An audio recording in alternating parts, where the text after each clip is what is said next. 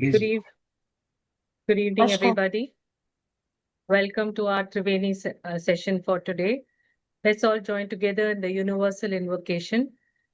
O hidden life, vibrant in every atom. O hidden life, vibrant in every atom. O hidden light, shining in every creature. O hidden light, shining in every creature.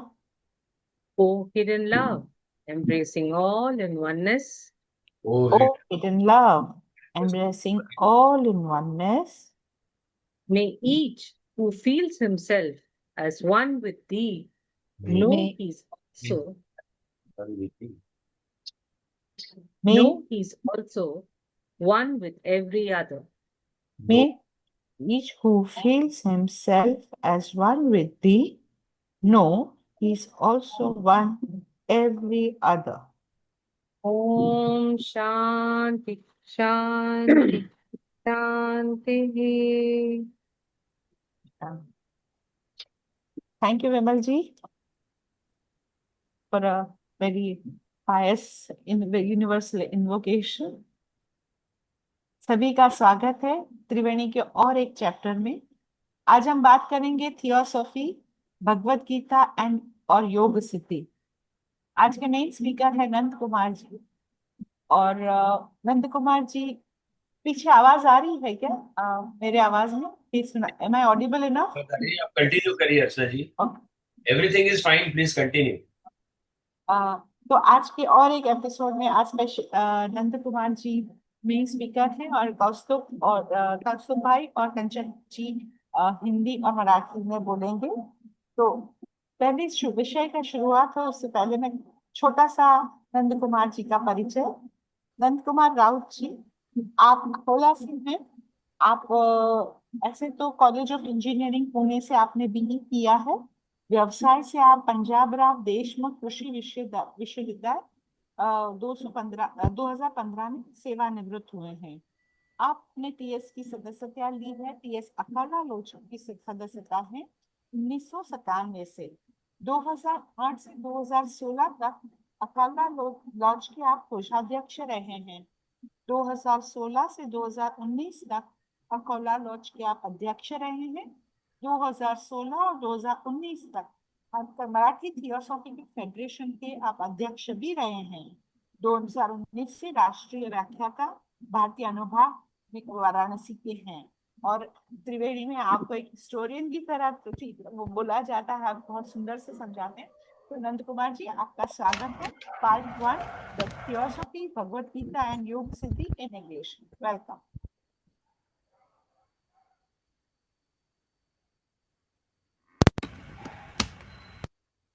Thank you Archana ji.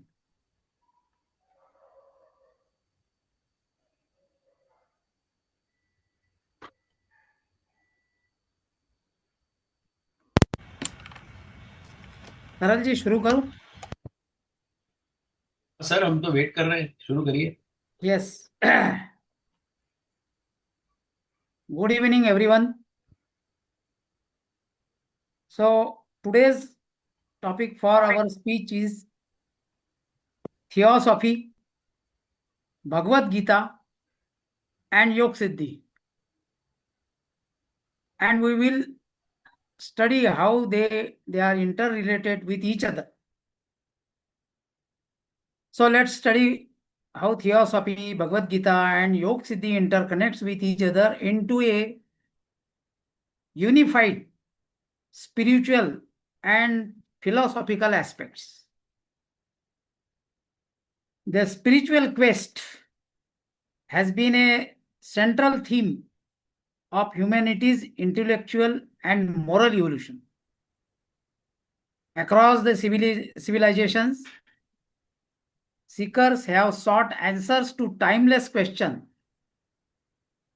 like who am I? What is the purpose of life? How can one unite with the Supreme? And the three profound streams of thoughts like Theosophy, Bhagavad Gita and Yog Siddhi, these addresses these questions from complementary perspectives.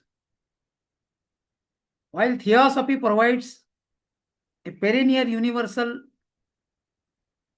spiritual wisdom or framework, the Bhagavad Gita offers the timeless philosophy of selfless action and the divine union.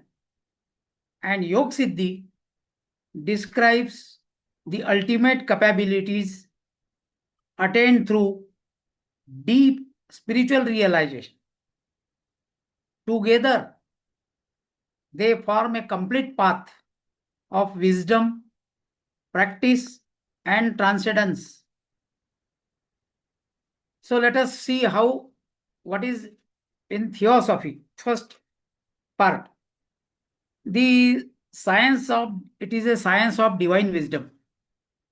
Theosophy derived from Greek words, that is theos means divine and sophia means wisdom. It is both an ancient modern spiritual movement. It gained renewed prominence in the 19th century through the efforts of Helena Petrovna Blavatsky and Colonel Henry Steele Olcott. But its roots reach into the mystical traditions of ancient Egypt, India, Greece, and Tibet. So let us see how the core teaching of the Theosophy. Theosophy is built upon certain fundamental ideas. First, unity of all life. It is all beings from the smallest particle to the highest spiritual entity. These are expressions of one infinite reality. Its meaning means everything in the universe is linked with each other. That is, all beings, human, plant, and minerals share a common essence or spirit.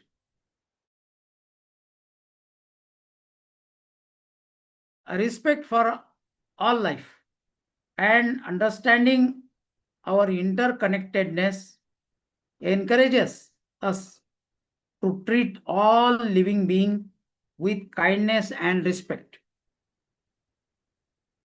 So because of this also we grow personally, personal growth. Seeing that we are connected to all life, it can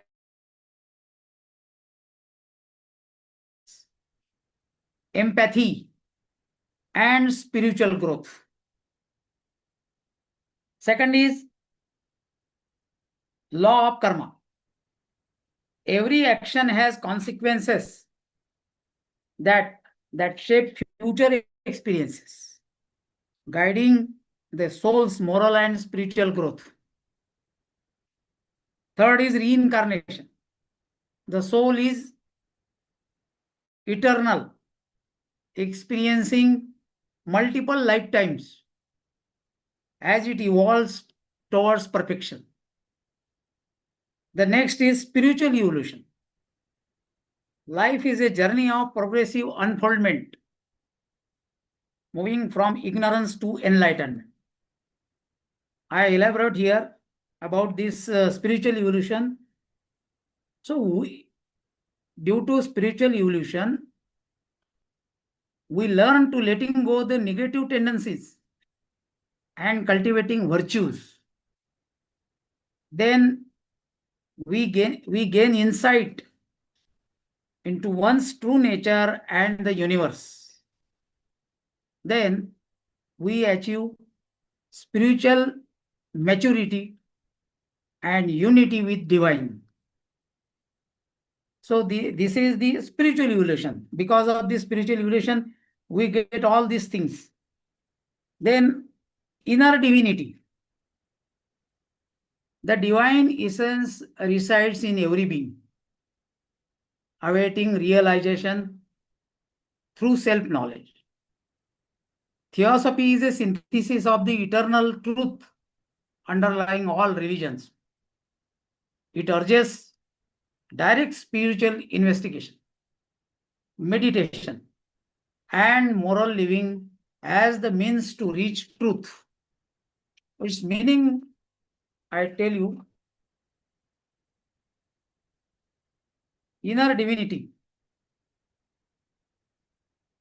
In theosophy, encourages individual to look within for guidance, wisdom, and the spiritual growth. It ultimately leads to deeper understanding of ourselves and the universe. So this is the divinity, inner divinity. Now let us see second thing in Bhagavad Gita. It is a song of divine wisdom. It is a song of divine wisdom. The Bhagavad Gita, a jewel of Indian philosophy, is a dialogue between Lord Krishna and Arjuna on the battlefield of Kurukshetra. In just 700 verses, it distills the essence of Vedas, Upanishad, and Yoga philosophy. Its central teaching is dharma, righteous duty. One must act according to their role in life, guided by righteousness without selfish motives. Then, selfless action. Central teaching is, this is the central teaching. Selfless action means karma yoga. The highest work is done without attachment to its fruits, offerings, all results to divine. Then there are paths of realization. They are described. First is karma yoga. It is a yoga of selfless service. आवाज mute झाला sir. हाँ? आवाज mute झाला? येतो का आवाज? नहीं आ रहा है, आवाज आ रहा है. आवाज हाँ. आ रहा है. आवाज आ रहा है.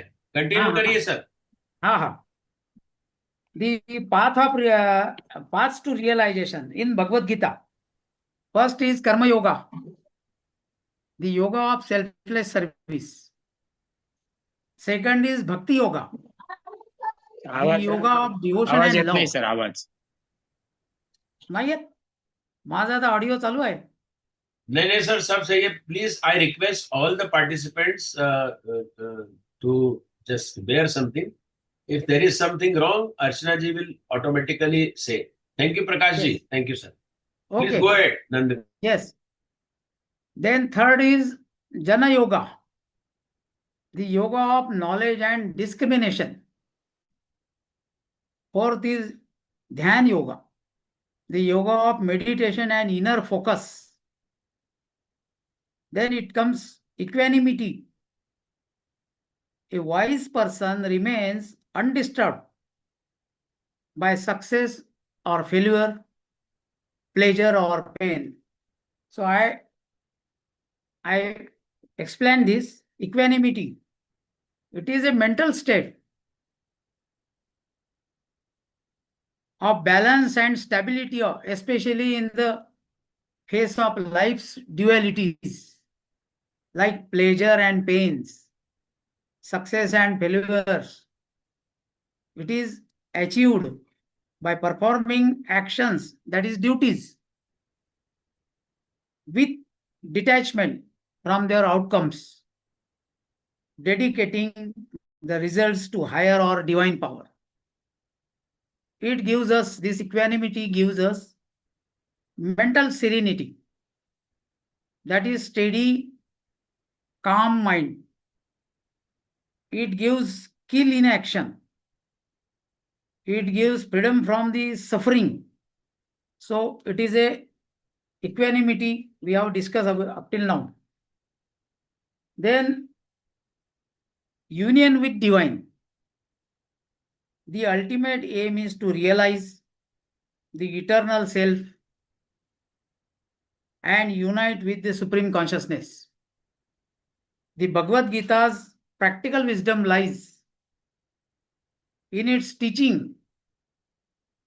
that spiritual life is not separate.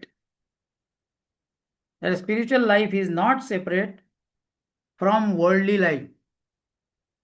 Rather, every action, when done in the right spirit, becomes a step towards liberation.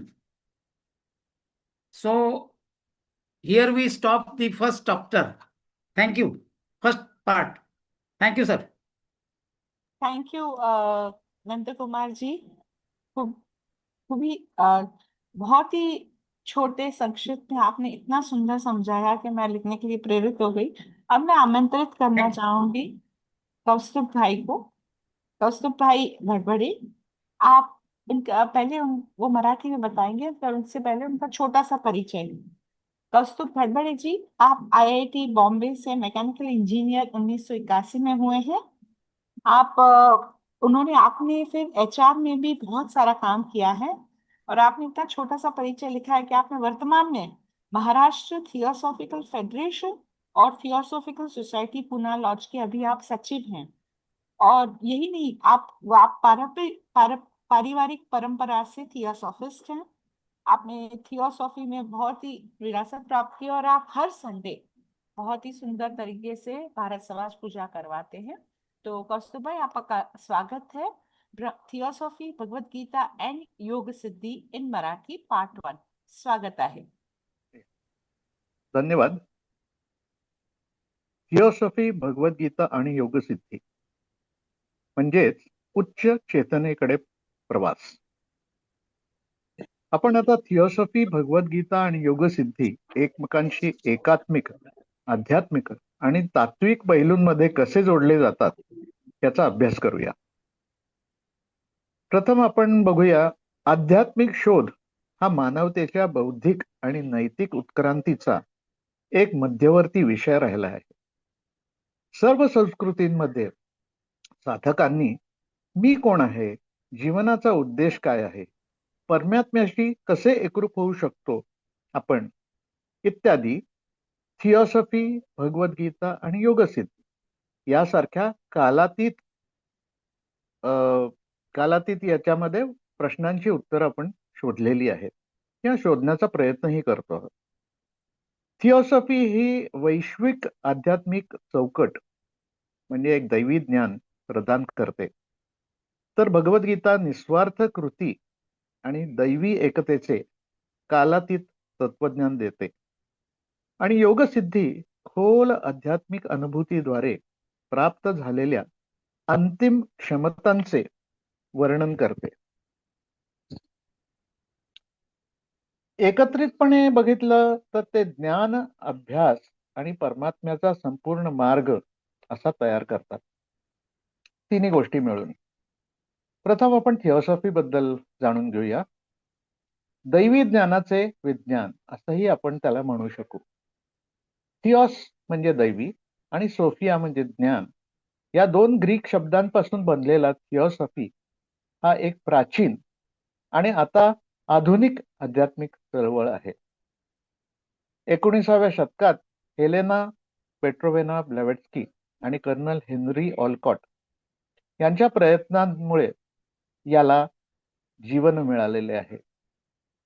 परंतु खरं तर याची मुळं खूप प्राचीन इजिप्त, प्राचीन भारत, ग्रीस आणि तिबेटच्या गूढ परंपरांच्या मुळाशी आहे. थिओसॉफीच्या मुख्य शिकवणी बघूया. थिओसॉफी काही मूलभूत कल्पनांवर आधारित आहे. पहिली, जीवनांची एकता. सर्व प्राणी, अगदी लहान कणापासून ते सर्वोच्च आध्यात्मिक अस्तित्वापर्यंत एका अनंत वास्तवाचे अभिव्यक्ती आहे. 2, कर्माचा नियम.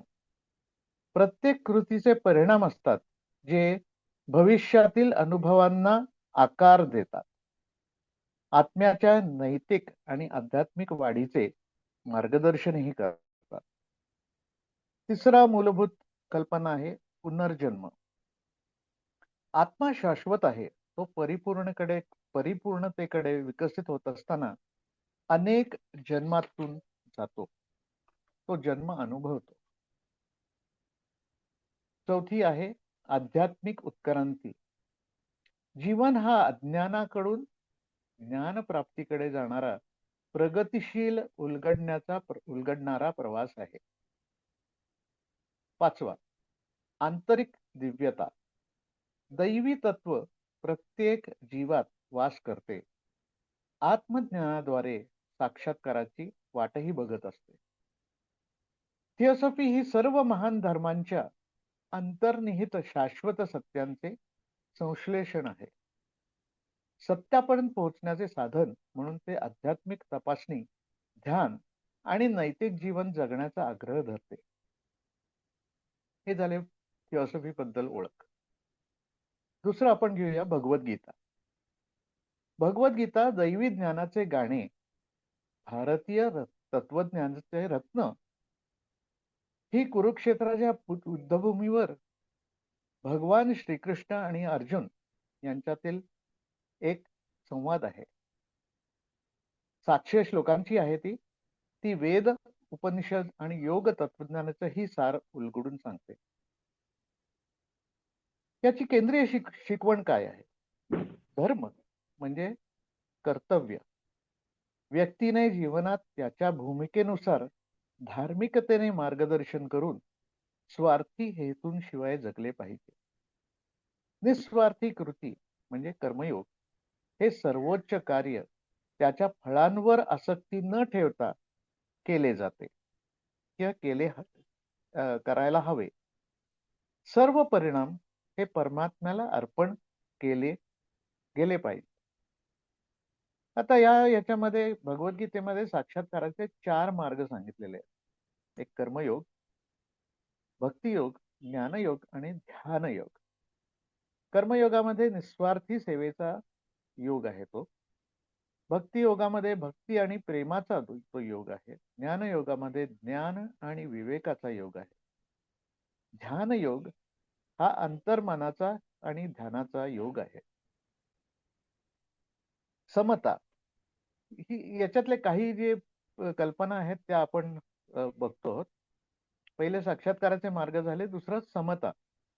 समता म्हणजे काय? ज्ञानी व्यक्ती यश किंवा अपयश, दुःख किंवा दुःख यापासून विचलित होत नाही. ते खरं म्हणजे समतानता असं असायला पाहिजे.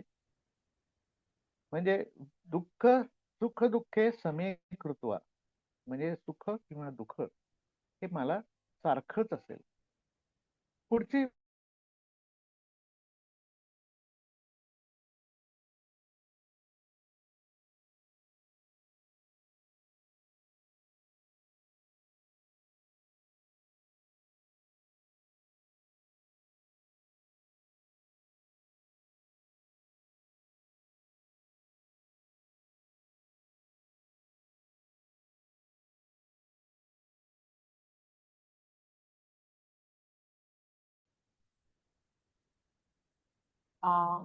We'll wait for Kaustubh Bhai. Yes, Kaustubh Bhai, please continue. You're muted. Kindly unmute. Yes. Yeah, sorry. Never mind. It got muted somehow. I don't know how it worked out. Never mind. But Please my continue. thing is over. Oh My no, part is over. you were frozen for a while. So you spoke about परम चेतना से एकत्व की तरह आप point बोल रहे थे and you were Okay, frozen. okay, Kindly okay, okay. repeat. Okay. परमात्म्याशी एकरूप होणे हे अंतिम ध्येय म्हणजे शाश्वत आत्म्याची जाणीव करणे आणि परमचेतनेचे एकरूप होणे हेच आहे. भगवद्गीतेचे व्यावहारिक ज्ञान तिच्या शिकवणीत आहे असे आहे की आध्यात्मिक जीवन हे सांसारिक जीवनापासून वेगळे नाही. उलट प्रत्येक कृती जेव्हा योग्य भावनेने केली जाते तेव्हा ती मुक्तीच्या दिशेने एक पाऊलच बनते. Over. Thank you, Kaustubh Bhai. Sorry about that. No, that's okay. It's a technical thing. अभी हम आगे बढ़ेंगे त्रिवेणी के 30वें भाग में, तीसरी भाषा की ओर. थियोसॉफी भगवत गीता योग सिद्धि हिंदी में कंचन गुप्ता जी के मुख से. उसके पहले उनका छोटा सा परिचय. कंचन गुप्ता जी, आप दिल्ली विद्यालय से अंग्रेजी में एमए किया है आपने। आपने 35 साल तक शिक्षा करी, उससे शायद अधिक भी साल है। न सिर्फ भारत में, भारत और युगांडा में भी आप बैंक में डायरेक्टर ऑफिसर के रूप में आपने काम किया है। आप 1975 में इंद्रप्रस्थ लॉज दिल्ली में थियोसॉफिकल सोसाइटी में आप शामिल हुए। आप कहती हैं कि मेरे गुरु मेरे मामा थे, जो विभिन्न थियोसॉफिकल शिविरों में और सम्मेलनों में आपको ले गए थी और आपको उसकी शिक्षा मिली। थियोसॉफिकल शिक्षाओं ने आपके शब्द में कि मुझे जीवन में आगे बढ़ने और विभिन्न परिस्थितियों का सामना करने में मदद की है। और आपके सास ससुर भी सोसाइटी के सदस्य थे, तो ऐसे भी विरासत में ही आपको भी थियोसॉफी मिली है। कंचन जी, आपका स्वागत है हिंदी में पार्ट 1, थियोसॉफी, भगवत गीता और योग सिद्धि। स्वागत है। धन्यवाद अर्चना जी। थियोसॉफी, भगवत गीता और योग सिद्धि हमारा आज का विषय है। उच्चतर चेतना की ओर यात्रा। आइए आज हम इस विषय पर चर्चा करते हैं कि कैसे थियोसॉफी की शिक्षाएं भगवत गीता और योग सिद्धि का मार्ग दार्शनिक और आध्यात्मिक रूप से परस्पर एकीकृत है, अर्थात यह तीनों ही समरूप और एक दूसरे के पूरक हैं। परिचय। युगों युगों से मानवता का बौद्धिक और नैतिक विकास ही मनुष्य की आध्यात्मिक खोज का विषय रहा है। विभिन्न सभ्यताओं और संस्कृतियों ने प्राचीन काल से बार बार इन्हीं प्रश्नों का उत्तर ढूंढने का प्रयास किया है कि मैं कौन हूँ, मेरे जीवन का उद्देश्य क्या है, मैं उस परम पिता परमात्मा से जिन्होंने इस सृष्टि की रचना की, मुझे बनाया, मैं उनसे कैसे एकाकार हो सकता हूँ। इन सभी प्रश्नों के उत्तर ज्ञान की यह तीनों धाराएं, थियोसॉफी, भगवत गीता और योग सिद्धि, एक दूसरे का पूरक बनकर देती। थियोसॉफी इस मार्ग पर आगे बढ़ने के लिए एक चिरस्थायी विश्वव्यापी आध्यात्मिक ज्ञान की वैज्ञानिक रूपरेखा देती है। भगवत गीता दार्शनिक विचारों और निष्काम कर्म करने की प्रेरणा देती है और योग सिद्धि का मार्ग बताता है कि आध्यात्मिक अनुभूति से उच्चतर चेतना का विकास किया जा सकता है। थियोसॉफी, भगवत गीता और योग सिद्धि तीनों मिलकर एक संपूर्ण मार्गदर्शन करते हैं जो ज्ञान, अभ्यास और परमात्मा का मार्ग है। थियोसॉफी, दिव्य ज्ञान का विज्ञान। थियोसॉफी का नाम दो ग्रीक शब्दों थियोस यानी ब्रह्म, डिवाइन, और सोफिया ज्ञान या विस्डम के योग से मिलकर बना है। यह विद्या अत्यंत प्राचीन और आधुनिक आध्यात्मिक आंदोलन है। इस ज्ञान को वैज्ञानिक तरीके से मैडम HP ब्लावस्की और कर्नल HS ऑलकॉट के अथक प्रयासों से 19वीं शताब्दी में एक नए सिरे से जन कल्याण और चेतना के लिए प्रचार, प्रसार और प्रसिद्ध किया गया। थियोसॉफी की मुख्य शिक्षाएं। जैसा कि आप सभी को ज्ञात है कि थियोसॉफी सभी धर्मों की अंतरंग शिक्षाओं का निचोड़ या सिंथेसिस है। यह सत्य तक पहुंचने के लिए साधक को सीधे ही स्वयं प्रयास करने के लिए प्रेरित करती है। यह प्रयास कैसे हो? मेडिटेशन और जीवन की नैतिकता के मार्ग पर चलकर साधक स्वयं आध्यात्मिक खोज करके मोक्ष की प्राप्ति व परब्रह्म की खोज करके उनमें लीन हो सकता है। हम थियोसॉफी के मूल सिद्धांत देखते हैं।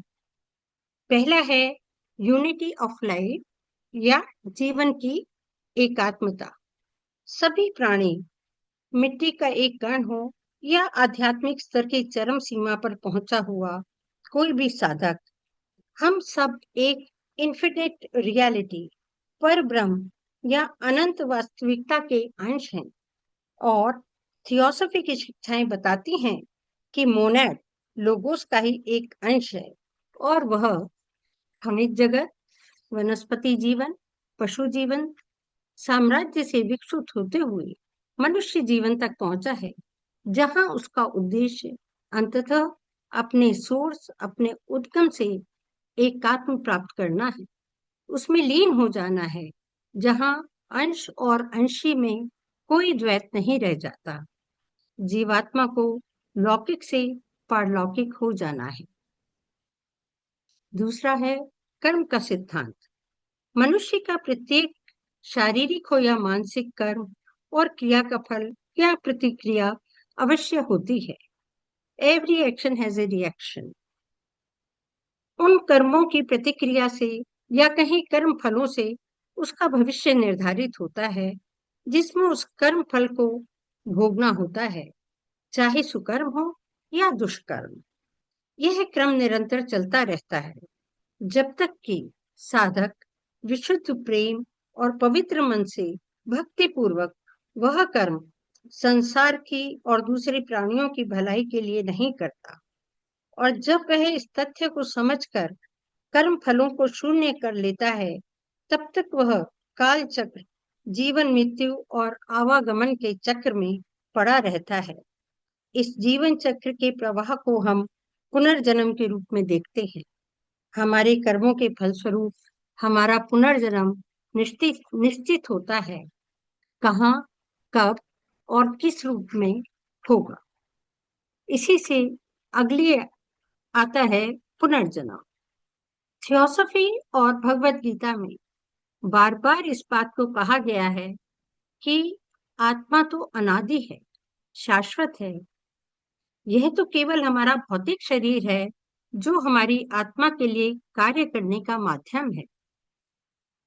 जैसा कि हमने देखा कि मनुष्य हर पल कर्म करता ही रहता है, चाहे वह शारीरिक हो या वैचारिक, और हर कर्म का फल भोगने के लिए वह काल चक्र में फंस जाता है। अतः एक जीवन काल में किए हुए कर्मों को भोगने के लिए पुनर्जन्म आवश्यक हो जाता है, और यह पुनरावृत्ति तब तक चलती है जब तक मनुष्य का पूर्ण आध्यात्मिक विकास नहीं हो जाता। यह हमें अगली मुख्य शिक्षा की ओर इंगित करती है, जो है आध्यात्मिक विकास। एक वाक्य में कहें तो जीवन अज्ञान से ज्ञान की ओर प्रगतिशील विकास यात्रा है। इसमें हर जन्म में आत्मा का विकास नीचे से ऊपर की ओर हो रहा है। कैसे? असतो मा सद्गमया, तमसो मा ज्योतिर्गमया, मृत्योर्मा अमृतम गमया। अर्थात यह पद आत्मा की यात्रा की कुंजी है।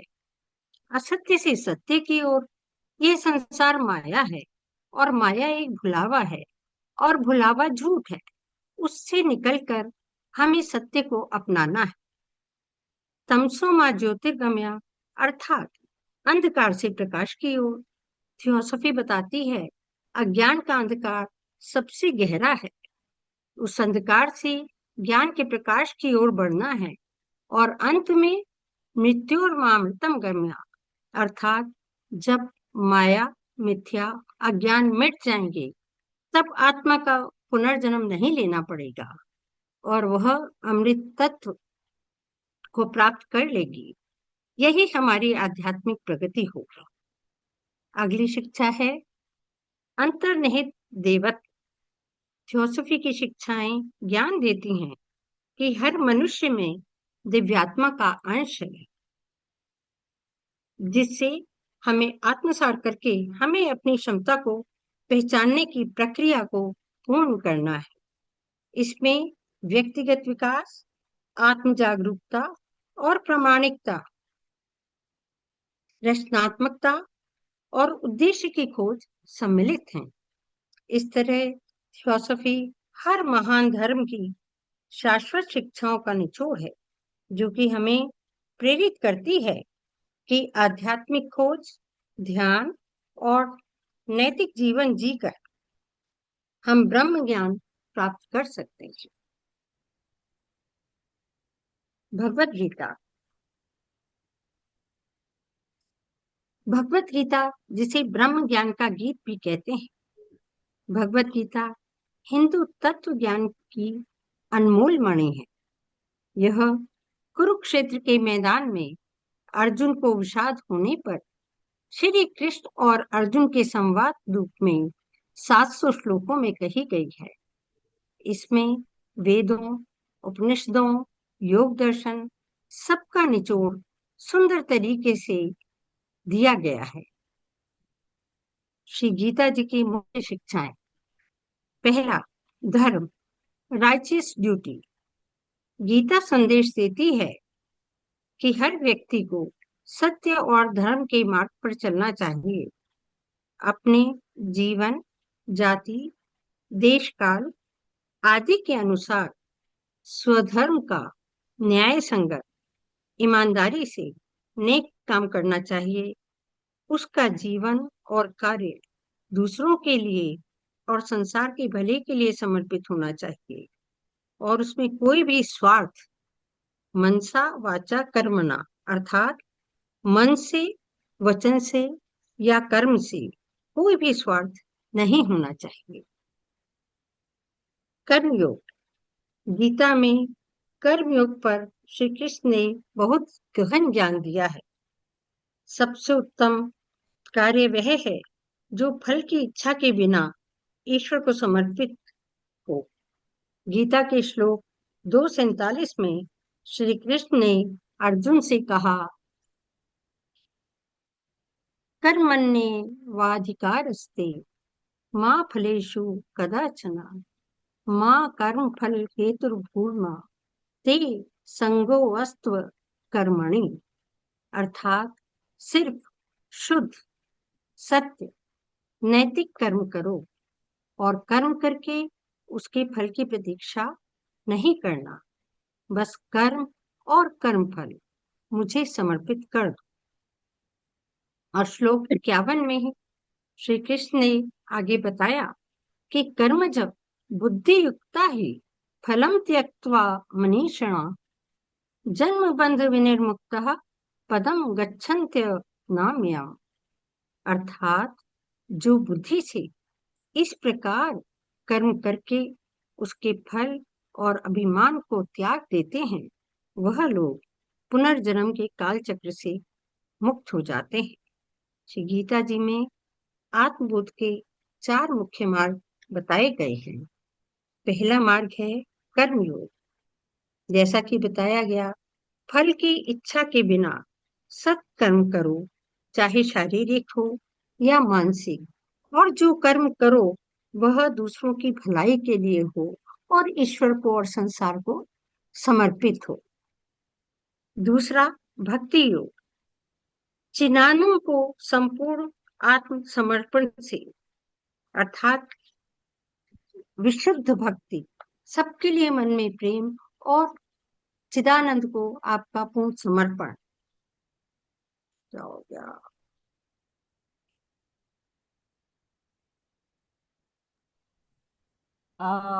धन्यवाद कंचन जी। नहीं, मैं बोल रही हूँ, जी मैं मेरी उंगली से वो बंद हो गया था पिक्चर। हाँ जी आपके पास अभी 1 मिनट है और। हाँ, मैं बोल रही हूँ। जी ज्ञान योग। ज्ञान और विवेक के मार्ग से ब्रह्म ज्ञान का अर्जन। चौथा है ध्यान योग।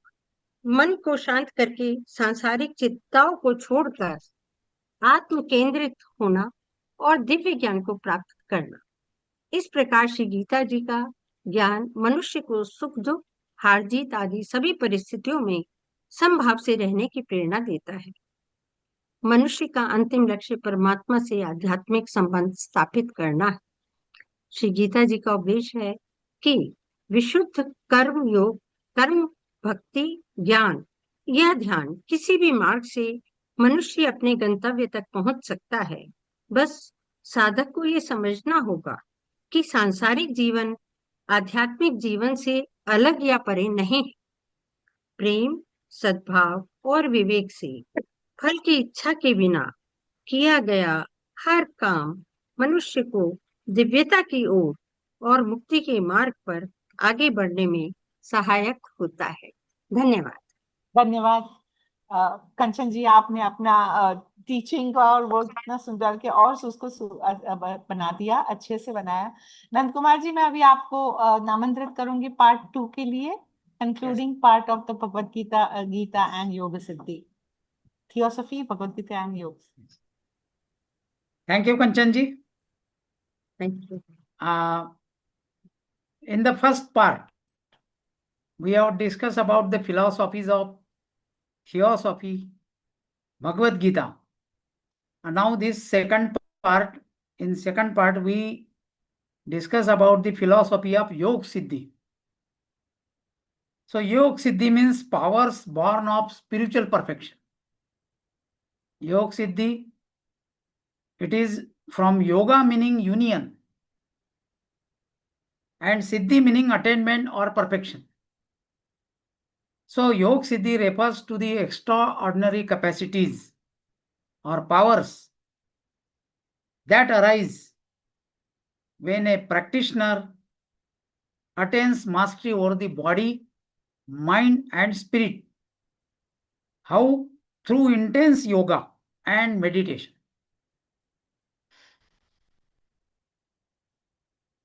Ancient Indian scriptures, including the Yoga Sutra of Patanjali and Puranic text, they describe various siddhis as a byproduct of spiritual discipline.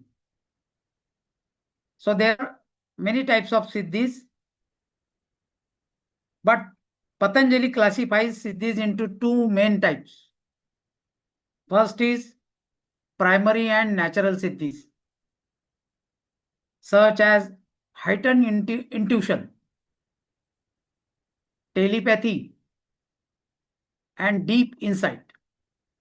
Then there are extraordinary siddhis, such as levitation. This levitation means the act of floating or rising in the air without any physical support.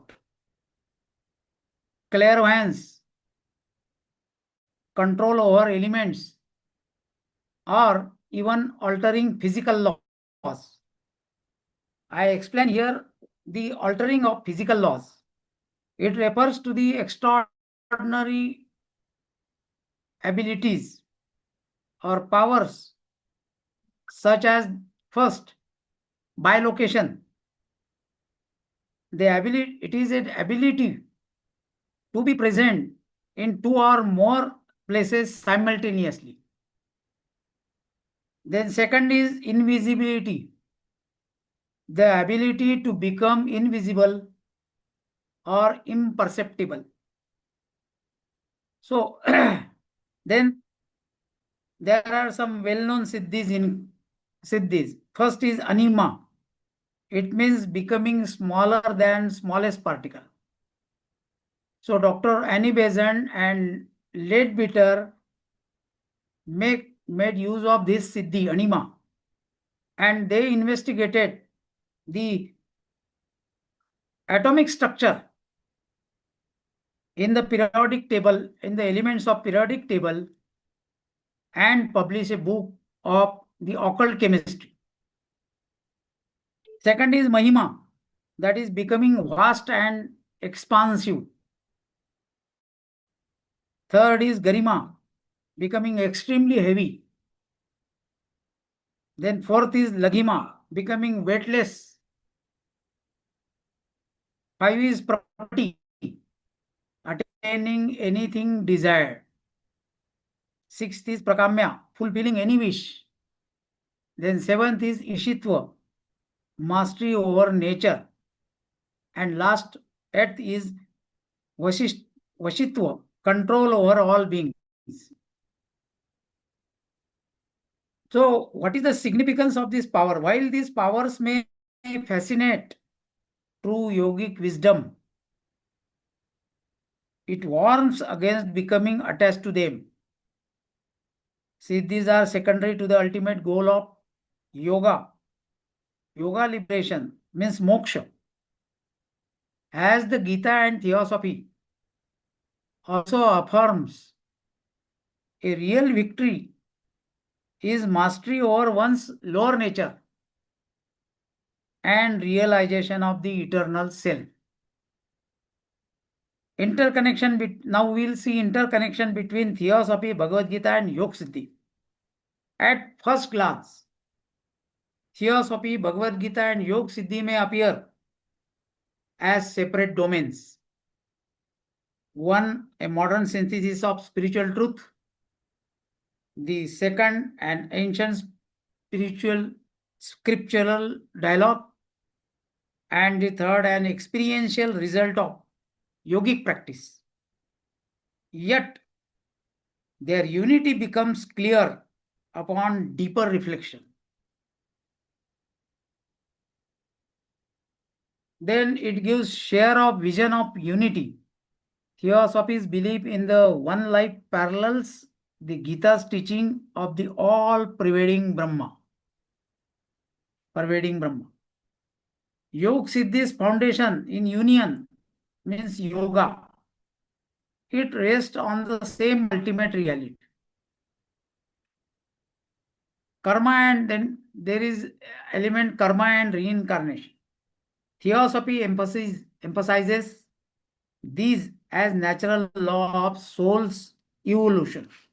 So these are the natural law of soul's evolution. The Gita illustrates them through Krishna's teaching on birth, death and duty. Yog Siddhi acknowledges karmic refinement as essential before higher powers can safely manifest. Then it is on the path of self-mastery. Theosophy urges discipline, meditation and selfless living. The Gita practices yoga, renunciation of selfishness and devotion. And Yog Siddhi is impossible without rigorous mastery of body and mind. Then there is another element, warring against ego and misuse. Theosophy warns that spiritual powers without wisdom lead to downfall. So its meaning that in spirituality there is ups and downs. The Gita insists that the yogi must be free from pride and attachment. Third is yogic tradition teaches that siddhis can distract from liberation if they are misused. So lastly, conclusion of this part is Theosophy, Bhagavad Gita and Yog Siddhi represent three complementary dimensions of spiritual life. The philosophy of universal truth, the guidance for righteous living, and the experience of spiritual perfection. They converge on a single message. Man is divine in essence, and through self-knowledge, discipline, love, he can realize his divinity. As the Gita beautifully teaches, the Theosophy affirms, and Gita beautifully teaches, the path is not about escaping the world, but about acting in it as a conscious instrument of the divine. Until one attains the supreme union, where the seeker, the path and the goal are one. So here we finishes our today's second part. So the entire topic is now finished. Thank you. Thank you Nand Kumar ji, बहुत ही बेहतरीन आपने समझाया। अभी मैं आमंत्रित करूंगी कौस्तुभ भाई को, कंक्लूडिंग पार्ट इन मराठी। स्वागत है आपका। Thank you. You are able to hear me? Yes. Very well. Yes. Okay. तिसरा जो भाग आहे म्हणजे दुसऱ्या भागातला उरलेलं ते तत्व होतं ते योग सिद्धी. या आध्यात्मिक परिपूर्णतेतून जन्मलेल्या शक्तींबद्दल आपण बोलतो. योग सिद्धी. योग म्हणजे एकीकरण आणि सिद्धी म्हणजे प्राप्ती किंवा परिपूर्णता. म्हणजे असाधारण क्षमता किंवा शक्ती ज्या निर्माण होतात जेव्हा एखादा साधक तीव्र योग म्हणजे एकीकरण आणि ध्यानाद्वारे शरीर, मन आणि आत्म्यावरती प्रभुत्व मिळवतो. पतंजलीच्या योगसूत्रांसह आणि पौराणिक ग्रंथांसह प्राचीन भारतीय धर्मग्रंथांमध्ये विविध सिद्धींचे वर्णन आध्यात्मिक शिस्तीचे एक उत्पादन म्हणजे ॲज अ बाय प्रॉडक्ट म्हणून केलेलं आहे. म्हणजे त्याला मुख्य हे दिलेलं नाहीये, तर आध्यात्मिक सिद्धी ह्या तुमच्या प्रगतीमुळे येतात असं म्हटलेलं आहे. आता सिद्धींचे प्रकार किती आहेत, तर 2 प्रकार मुख्यतः पतंजलींनी वर्गीकृत केलेले आहेत. एक प्राथमिक किंवा नैसर्गिक ज्याला आपण म्हणू सिद्धी, उदाहरणादाखल अंतर्ज्ञान, टेलिपॅथी म्हणजे लांबच्या माणसाशी बोलणं, अंतर्दृष्टी वगैरे वगैरे. काही असाधारण सिद्धी पण त्यांनी म्हटलेल्या आहेत, म्हणजे दिव्य दृष्टी, घटकांवर नियंत्रण किंवा भौतिक नियम बदलणे. हे कसे, हे आपण थोडा वेगळ्या प्रकाराने बघितलं तर याच्याबद्दल आपल्याला कळायला लागतं की काय होतंय ते. काही वेगळ्या पद्धतीने तुम्ही सिद्धींची वर्गीकरण केलं तर पहिली अणिमा सिद्धी. अणिमा म्हणजे सर्वात लहान कणापेक्षाही लहान होणे. म्हणजे थोडक्यात आपण लहानात लहान कणाकडे बघत असताना आपल्याला त्या कणा एवढं व्हायला लागतं, तरच आपल्याला ते दिसू शकतं. तसंच महिमा म्हणजे विशाल व विस्तृत होणे. म्हणजे मोठ्यात मोठं जे हे आहे, आकाश आहे किंवा विश्व आहे, त्या विश्वाकडे बघण्यासाठी तेवढी मोठी दृष्टी होणे. वेगळ्या प्रकारची हे आहेत गरिमा आणि लघिमा. गरिमा म्हणजे खूप जड होणं आणि लघिमा म्हणजे वजन विरहित होणं, म्हणजे वजनावरती तुम्ही हे करता. 5वी आहे प्राप्ती, म्हणजे इच्छित काहीही प्राप्त करणे. म्हणजे एखादी गोष्ट जर तुम्हाला हवी असेल तर ती कशी मिळवायची हे तुम्हाला कळतं. प्राकाम्य, कुठल्याही इच्छा पूर्ण करण्यासाठी आपल्याला ही सिद्धी मदत करते. 7वी आणि 8वी ईशित्व म्हणजे निसर्गावर प्रभुत्व स्थापन करणं आणि वशित्व म्हणजे सर्व प्राणीमात्रांवर आणि सर्व गोष्टींवरती नियंत्रण आणणं. आता आध्यात्मिक महत्व काय याचे या सर्व सिद्धींचं?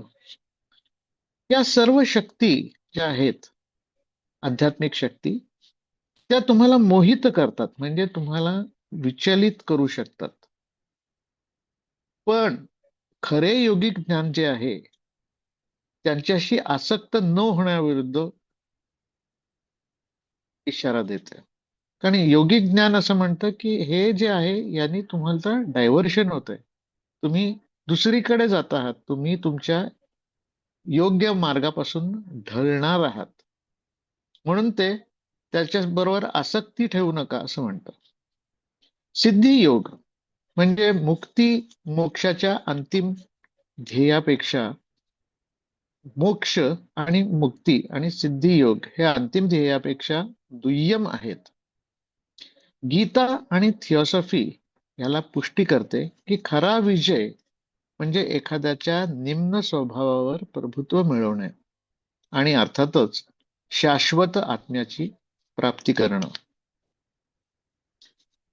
थिओसॉफी, भगवद्गीता आणि योगसिद्धी याच्यातील परस्पर संबंध आपण बघूया. पहिल्या दृष्टिक्षेपात असं वाटतं की थिओसॉफी, भगवद्गीता आणि योगसिद्धी हे सगळी वेगळी क्षेत्र आहेत. पण एक आध्यात्मिक म्हणजे कशामुळे, तर एक आध्यात्मिक सत्याचं आधुनिक संश्लेषण आहे, दुसरं प्राचीन शास्त्रीय संवाद आहे, आणि तिसरं योगिक अभ्यासाचा अनुभवात्मक परिणाम आहे. पण तरीही खोलवर विचार केल्यास त्यांची एकता किंवा त्यांची एकच डायरेक्शन आहे ती तुमच्या लक्षात येते.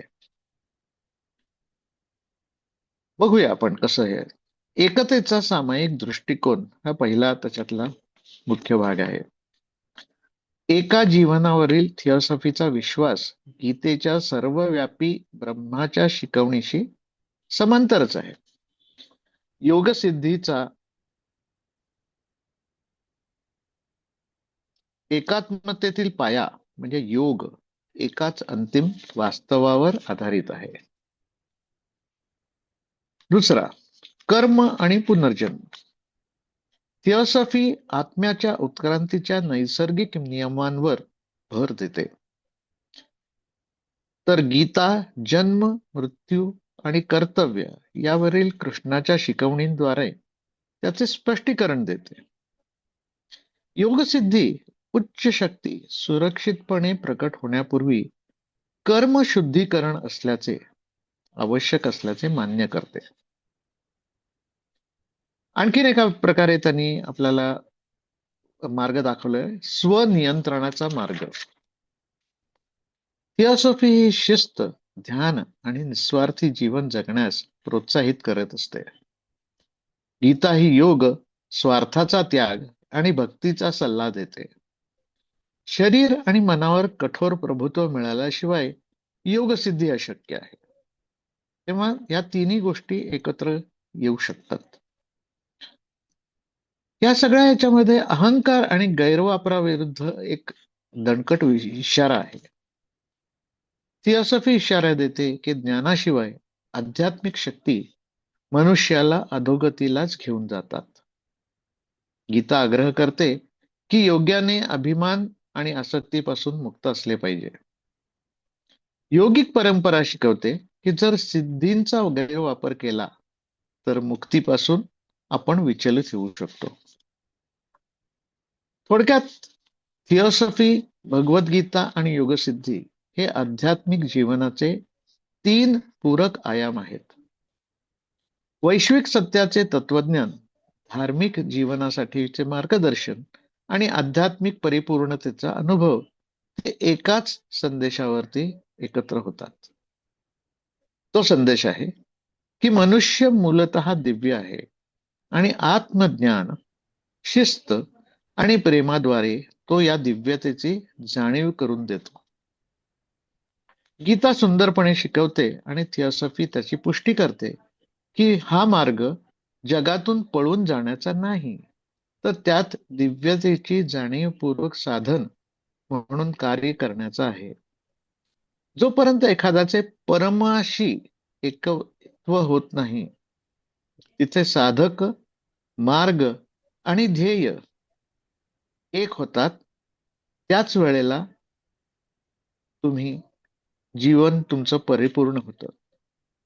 अशा पद्धतीने थिओसॉफी, भगवद्गीता आणि योगसिद्धी यामध्ये परस्पर संबंध तर आहेतच, पण महत्वाचे संबंध आहेत. धन्यवाद. धन्यवाद कौस्तुभ भाई, बहुत ही ठहराव के साथ मराठी में समझाने के लिए थैंक यू सो मच. मैं कंचन जी को फिर से आमंत्रित करूंगी. कंचन जी, कृपया अपना वीडियो ऑन करें और कंक्लूडिंग पार्ट आप हिंदी में समझाएं. स्वागत है. भाग 2, योग सिद्धि. योग का अर्थ है जोड़ या जुड़ना, और सिद्धि का अर्थ है उत्कृष्ट शक्तियों का प्राप्त होना. योग शास्त्र में योग सिद्धि का अर्थ है योग के अभ्यास से प्राप्त होने वाली अलौकिक क्षमताएं और आध्यात्मिक शक्तियां. जब साधक गहन योगाभ्यास और ध्यान से अपनी भौतिक, मानसिक और आत्मिक इच्छाओं को पूर्णतः साध कर अलौकिक और दैवी शक्तियां प्राप्त करता है और मोक्ष के मार्ग पर अग्रसर होता है, तब यही योग से सिद्धि प्राप्त करना है। प्राचीन भारतीय धर्म ग्रंथ, पुराण और पतंजलि के योग सूत्र सहित सभी ग्रंथ इस बात की पुष्टि करते हैं, जैसे कि पतंजलि ने अष्टांग मार्ग में यम, नियम, आसन, प्राणायाम, प्रत्याहार, धारणा, ध्यान और इस अनुशासन का पालन करते हुए समाधि में प्रविष्ट होना और मोक्ष के मार्ग पर अग्रसर होना बताया है।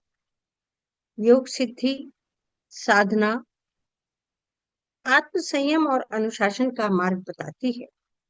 इस मार्ग पर चलकर प्राप्त की गई सिद्धियां मोक्ष के मार्ग में बाधक नहीं है, बल्कि सही साधना से, इंद्रिय नियंत्रण से यह साधक की उन्नति में सहयोग भी करती हैं। उदाहरणार्थ, महाभारत में 12 वर्ष के वानप्रस्थ प्रसंग में पांचों पांडव स्थान स्थान पर घूमकर केवल जीवन यापन नहीं कर रहे थे, न छुप रहे थे, बल्कि हर पांडव कठोर तपस्या और अनुशासन से भिन्न भिन्न सिद्धियां प्राप्त कर रहा था, जिनका प्रयोग समय समय पर महाभारत युद्ध में भी हुआ। सिद्धियों के प्रकार। महर्षि पतंजलि ने मुख्यतः 2 प्रकार की सिद्धियां बताई हैं।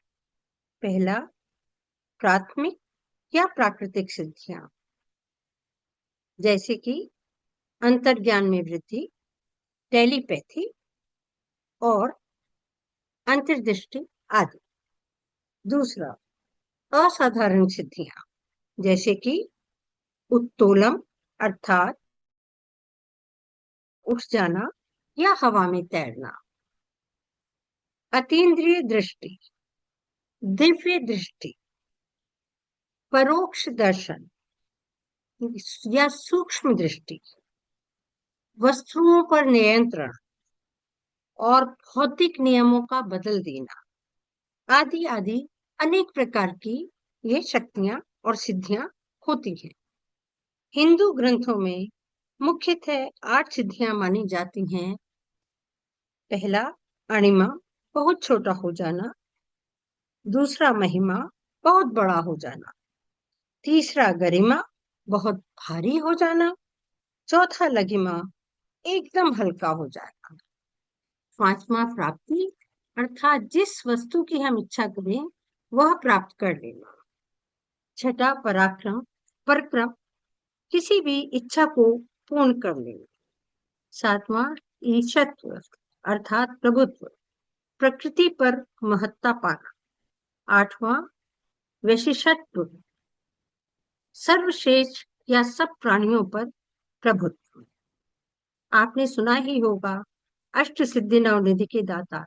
इसमें से कुछ सिद्धियों के उदाहरण मैं नीचे प्रेषित कर रही हूँ।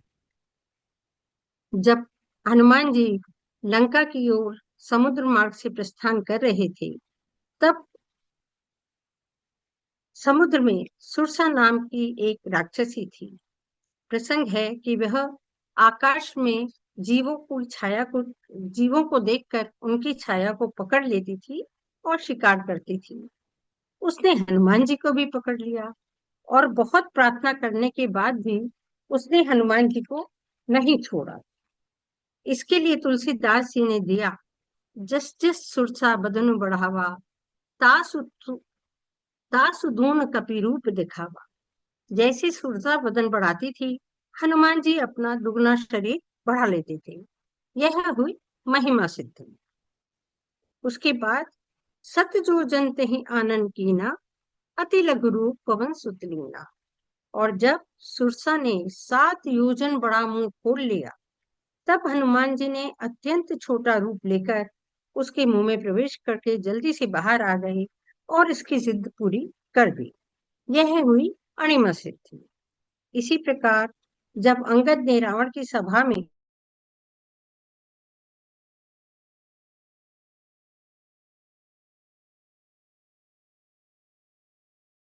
कंचन जी आप म्यूट हो गई, फिर से बोलिए। Thank you. इसी प्रकार अंगद ने रावण की सभा में अपने पैर को भारी किया कि उसे कोई भी न उठा सका, यह हुई गरिमा सिद्धि। ये कुछ सिद्धियों के उदाहरण हैं। इसी प्रकार हिंदू ग्रंथों में आपको अलग अलग प्रसंगों में अनेक सिद्धियों के उदाहरण मिल जाएंगे। आध्यात्मिक महत्व। ये सिद्धियां मनुष्य को आकर्षित करती हैं, परंतु असली योग ज्ञान इनसे प्रभावित न होने के लिए प्रेरित करता है। योग से मोक्ष प्राप्त करना ही साधक का अंतिम लक्ष्य है, इन सिद्धियों को प्राप्त करना नहीं। यह कम महत्व वाली है। साधक को इनकी ओर आकर्षित होने से बचना चाहिए। जैसा कि श्री गीता जी और थियोसॉफी की शिक्षाएं भी हमें बताती हैं कि असली उद्देश्य अपनी लोअर सेल्फ अर्थात स्थूल शरीर और काम मनस पर विजय पाना है। अपने निम्न विचारों पर नियंत्रण करके साधना से सनातन आत्मा को पहचानना है। जीवन का उद्देश्य मोक्ष है। भगवद गीता जी, थियोसॉफी और योग सिद्धि का परस्पर संबंध। पहली नजर में थियोसॉफी, श्रीमद् भगवद गीता और योग सिद्धि अलग अलग विधाएं प्रतीत होती। एक पुरानी शिक्षाओं का आधुनिक वैज्ञानिक आध्यात्मिक सत्य बताती है, दूसरी सनातन प्रश्नोत्तर में ज्ञान देती है और तीसरी योग द्वारा स्वयं पर प्रयोग करके साधना का मार्ग बताती है। परंतु तीनों विधाओं का दृष्टिकोण एक ही है। थियोसॉफी बताती है सब में एक जीवन है, एक ब्रह्म है, एक सत्य है, मोनैड लोगास का ही अंश है। और श्री गीता जी भी कण कण में भगवान होने का शिक्षा देती हैं। योग सिद्धि की नींव भी इसी मूल पर रखी है कि योग से ब्रह्म जो कि परम सत्य है उनसे एकात्म होना है। अर्थात तीनों अलग अलग तरीके से एक ही बात और एक ही लक्ष्य का ज्ञान देते हैं। कर्म और पुनर्जन्म। थियोसॉफी आत्मा के विकास के प्राकृतिक हाँ नियमों पर जोर देती है, यानी नहीं, हाँ ऐड है वो थोड़ा एग्जाम्पल। यस, खनिज जीवन, वेजिटेशन, एनिमल लाइफ से विकसित होकर मनुष्य तक पहुंचना और उसके साथ ही सात्विक निस्वार्थ कर्म करना, करुणा, प्रेम, ध्यान का मार्ग दिखाती है। श्री गीता जी में श्री कृष्ण मनुष्य के जन्म, मृत्यु, धर्म और सत्कर्म का ज्ञान देते हैं। वे अर्जुन को कहते हैं कि हम दोनों अनेक बार पैदा हुए, बस तुम्हें याद नहीं है, मुझे याद है। यही रीइंकार्नेशन का नियम यहाँ पर प्रकट होता है। और योग सिद्धि भी कर्मों में सुधार करने और उनके शोधन से साधक को आगे के मार्ग पर बढ़ने का ज्ञान देती है। कार्मिक शोधन करके ही उच्च शक्तियों की प्राप्ति की जा सकती है। अतः इन तीनों ही विधाओं में सत्कर्म, प्रेम, ध्यान और भक्ति जो दृढ़ संकल्प भी है आत्म बताती है। आत्म संयम का मार्ग। थियोसॉफी अनुशासन, ध्यान और निस्वार्थ कर्म करने की शिक्षा देती है। श्री गीता जी में भी योग, निस्वार्थ कर्म, ध्यान और भक्ति के मार्ग पर चलने की प्रेरणा है। वहीं योग सिद्धि भी कठोर तप और मानसिक नियंत्रण के बिना संभव नहीं है। अहंकार और शक्तियों के दुरुपयोग के लिए चेतावनी। थियोसॉफी चेतावनी देती है कि आध्यात्मिक शक्तियों का अर्जन बुद्धिमत्ता से ही करना चाहिए, अन्यथा वह पतन की ओर ले जाए। श्री गीता जी में आग्रह कि साधक या योगी को घमंड, राग, द्वेष, ममता और आसक्ति से मुक्त होना चाहिए। योग साधना भी यही चेतावनी देती है कि सिद्धियां साधक की को मुक्ति पथ से पथभ्रष्ट कर सकती हैं यदि उनका गलत प्रयोग किया जाए या साधक में अभिमान हो जाए। सारांश यह है कि थियोसॉफी, श्रीमद् भगवद गीता और योग सिद्धि आध्यात्मिक जीवन की तीन विधाएं हैं जो एक दूसरे की पूरक है। तीनों ही साधक जो सार्वभौमिक सत्य या यूनिवर्सल ट्रूथ और सत्य, सदाचारी, पवित्र, अनुशासित जीवन जीना और आध्यात्मिक पूर्णता को अनुभव करने के मार्ग दिखाती हैं। यह तीनों ही इस बात पर एकाग्र हैं कि मनुष्य मूल रूप से दिव्य और अलौकिक है और आत्मज्ञान, स्वाध्याय, अनुशासन, निर्मल, स्वार्थ रहित प्रेम से वह अंतर्निहित ईश्वर को पहचान सकता है। जैसा कि श्री गीता जी सिखाती हैं और थियोसॉफी उसका अनुमोदन करती है कि यह मार्ग संसार से भागने का मार्ग नहीं है, बल्कि यह शरीर तो मूल रूप से साधक के लिए एक दिव्य साधन है जिसके सुंदर और सही उपयोग से साधक सर्वोच्च के साथ एकात्म हो सकता है। जब साधक साधना का मार्ग और साधना का लक्ष्य अलग अलग न रहकर एक हो जाएंगे, तभी सच्चित और आनंद में आनंद ही आनंद होगा। धन्यवाद। धन्यवाद कंचन जी, एक आपका नया परिप्रेक्ष्य और another perspective with the examples. अब मैं आमंत्रित करूंगी तीनों स्पीकरों को। नंद कुमार जी, आप मेन स्पीकर, आपको कुछ इस विषय पे या कुछ और कहना हो तो। नहीं अर्चना जी। जी, कौस्तुभ भाई, do you want to wish to say something और add something? Not right now, thank you. Kanchan ji ने बहुत ही सुंदर तरीके से अपना समझाया। किसी और को कुछ भी कहना हो तो मंच खुला है।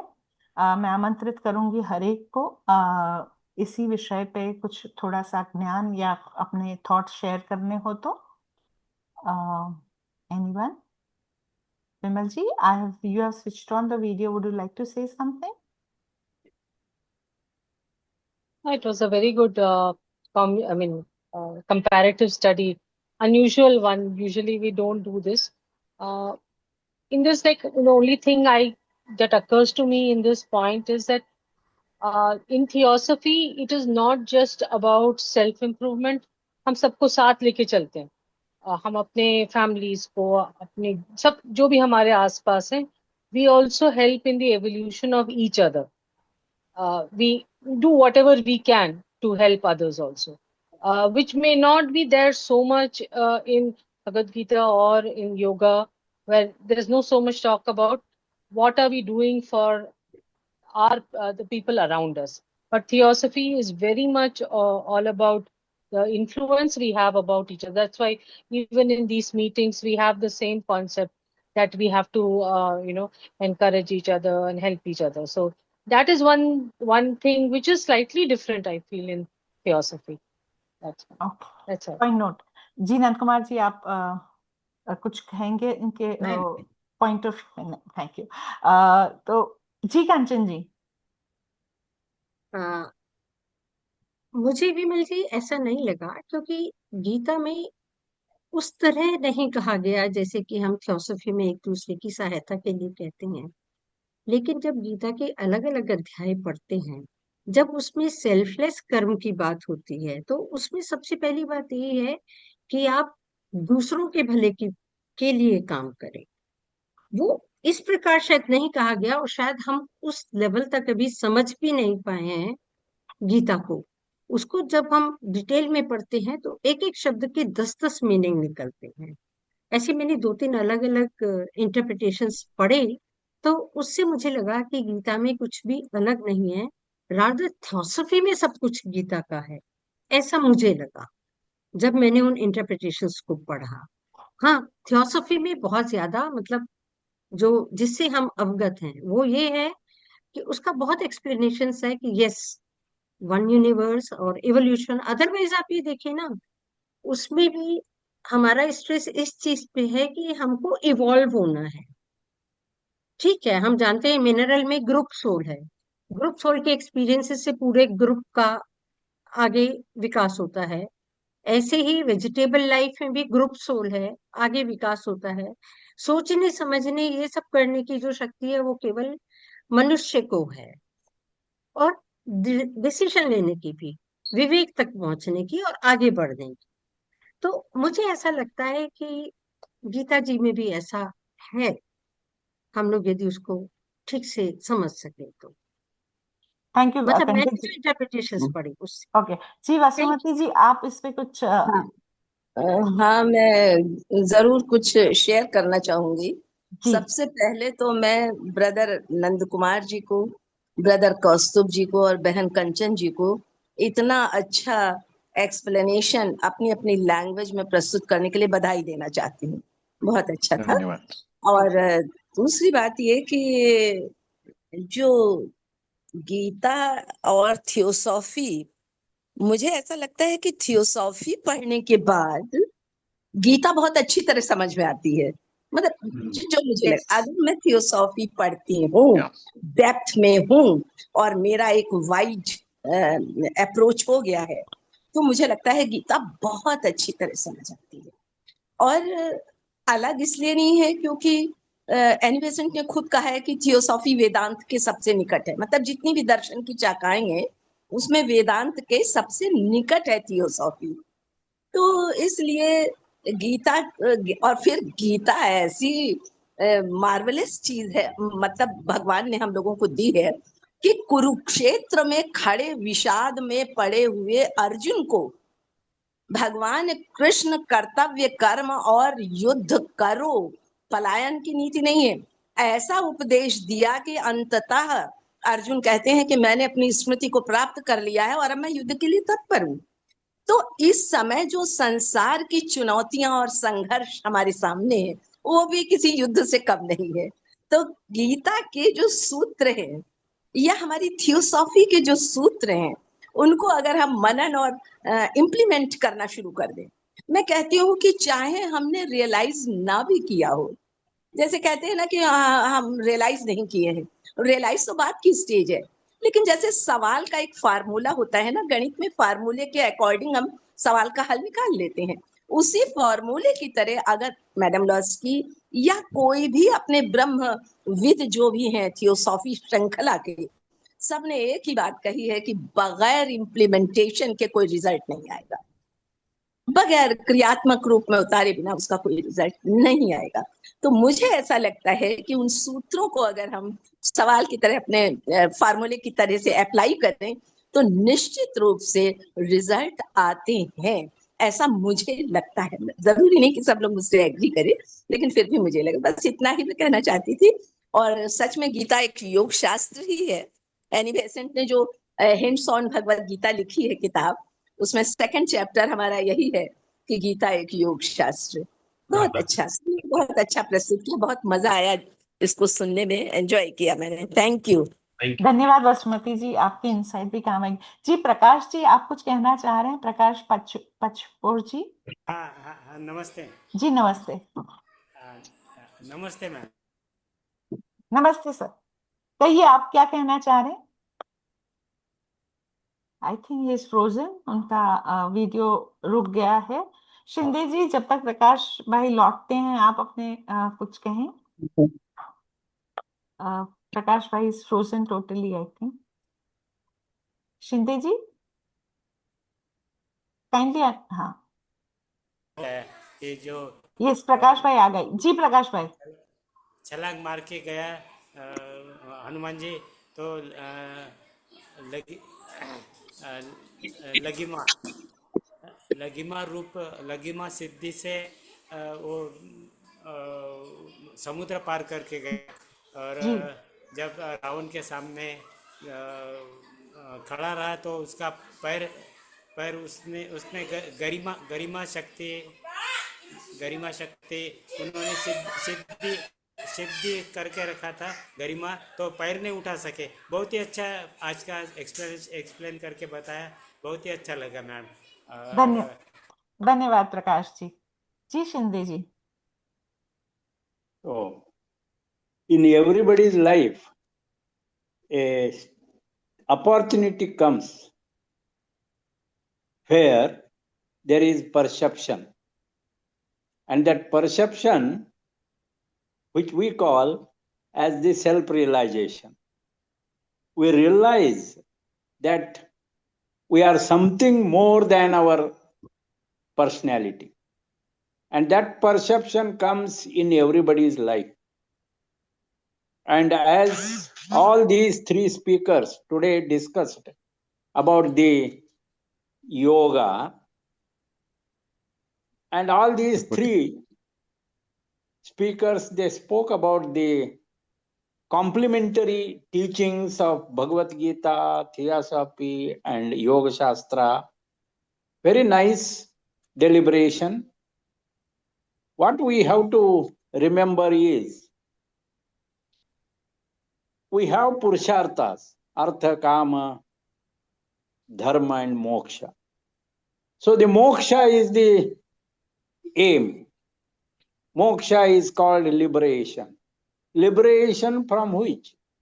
Liberation from the attachment. And for the attachment, the basic qualification is Vairagya. Unless there is Vairagya, there won't come the detachment. So in all these three texts, Vairagya is emphasized. And we are mostly practicing this condition of desirelessness. And this desirelessness is not easy thing. When the desire ends, we are liberated. So is the definition of yoga. Tasmat yogi bhava is the aim of the human life. So this detachment won't come immediately. As a theosophical members, we are at most tyagis. We have detached from the family sometimes. Sometimes we are detached. And again, other times we are attached. So this is called a stage of tyagi. We can get detached for the temporary, for the sake of worship. For example, we celebrate Ganeshotsav. So we are attached to the form for these 8 days, 7 days, 5 days, whatever it is. And we worship the form. We are attached to the form, we worship the form, and after 7 days, we immerse this form and we move from the form to formless state of perception. So this is what whatever we do, the rituals, all are included in this process of Vairagya. So Vairagya starts with detachment, temporary detachment. So whatever tyaga we do, it doesn't mean that we don't have desire of that material possessions or material pleasures. But the next stage comes, that is the yoga. A yogi is one who has definitely detached and never have desire of that material things. So he is in the world, but not attached to those, whatever he has left. So this is very important stage. That is the yogic stage. And beyond the yogic stage is the sannyasa. It is the power to become nothing. So sannyasa is one who is moving towards the nothingness. So these are the different steps. And to attain these steps is the moksha, which is the fourth,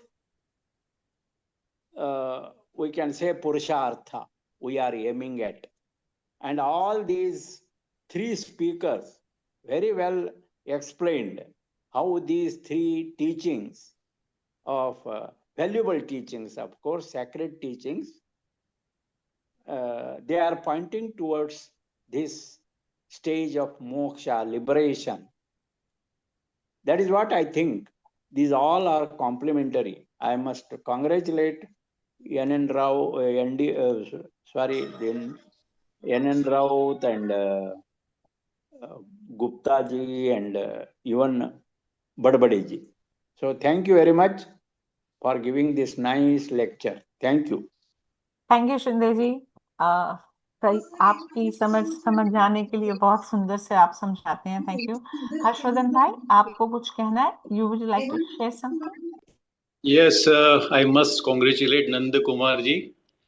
Last month, this same subject was there in this particular way. It is now one more step ahead. This kind of knowledge of the trio, that gives the insight actually. See, we have the occult science pertaining to theosophy and the science of the action and attachment and detachment theory. That is also pertaining to the knowledge of the Gita. And then comes the duty, understanding, innovations, and proper kind of attention that is with the yoga. And Patanjali Yoga Sutra, that also teaches the way how to live our life. So most wonderfully you explained in the first part, you talk about that particular occult world. We are in the morning when we get up, we find that, okay, we are feeling the same energy, but by the time passes and the day begins and in the afternoon, you are tired. And that Gita comes to help you in the noon time, because whatever the actions are that you have done, it is the perception with your understanding of that knowledge, and then the energy that you have wasted, the energy that you have imparted to achieve something, then again you have to be detached from that, and comes the particular way to again live the serene life of yoga. And that is the evening time. You have to be with yourself, not with the outer world. So when you feel that Tattvamasi, then you say Aham Brahmasmi. Both the things are there. We should not linger in that way. So how wonderfully this trio creates a kind of atmosphere as an individual, right? We are with the society, no problem. We are with our work, our achievements, our goals, everything. But we are such aspirants who understand philosophy as well as occult science and as well as the technicality of our own understanding. If you are not technical, then we will not have the meaningful life. So that is the main thing. So it is a life force that creates a kind of atmosphere. And really, the discussion that went on during this particular time of the two parts of your deliberation in English and also translation, Kanchanji, you translated so well in Hindi. And also Badbadeji, I must congratulate, because this understanding of Marathi is somewhat very natural with me. So I can get a hold of that. So I'm very happy today. And really, I couldn't join earlier. By 5 minutes, I was late. So it is not a concern, but really we are proud of you to have such program in Triveni every time and every week. So this is our achievement. Thank you so much. Thank you so much. सभी गुणीजनों को खूब आभार प्रकट करते हुए, और मुझे सबसे अच्छा ये लगा कि तीनों भाषा में तीनों विषय इतनी सुंदर तरह से अलग अलग पर्सपेक्टिव के साथ, अलग अलग वे के साथ समझाएंगे, तो हर एक कोई भी विद्यार्थी को तीनों रेपिटेशन में भी मजा आया होगा। तो अगर किसी और को कुछ ना कहना हो तो हम समापन की ओर बढ़े। जी, आप समापन के लिए प्रार्थना। जी, तो सर्वे वै सुखिनः सन्तु, सर्वे सन्तु निरामया, सर्वे भद्राणि पश्यन्तु, मा कश्चित् दुःखभाग् भवेत्। ॐ शान्ति शान्ति शान्तिः। धन्यवाद। Thank you everyone. मिलते हैं अगले मंगलवार एक नए टॉपिक के साथ। स्वस्थ रहें, मस्त रहें। धन्यवाद। धन्यवाद।